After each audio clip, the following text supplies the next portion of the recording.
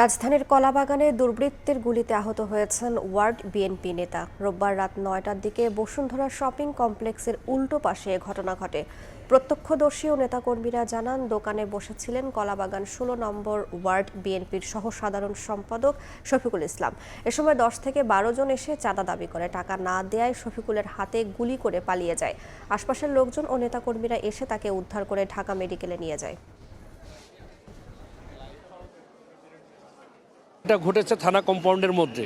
এর আগেও একটা ঘটনা ঘটেছে। প্রশাসন আমরা কোনো সহযোগিতা করছে না, তাদের কোনো সহযোগিতা তো আমরা দেখছি না। যদি প্রশাসন করেই থাকতো, এতদিনে কেন এই ঘটনাগুলোর ইয়েগুলো হলো না? কেউ অ্যারেস্ট হলো না, কেউ ধরলো না। আমাদের সহকর্মী যে শফিকরে ওয়ানে এই যে ওরে ১০-১৫ জন আইসা টানটানা কইরা ওরে এক জায়গায় নিয়ে ওরে গুলি করলো। ও থেকে মনে হয় চাঁদাও দাবি করছে। ও বলছে দেন ভাই আমাকে নিয়ে। এর আগেও শুনছি দেন চাঁদা নিয়ে এইরকম ঘটনা ঘটতেছে, চাঁদা চাইতেছে। আমরা চাঁদা তো বিপক্ষে, আমরা এটার পক্ষে না।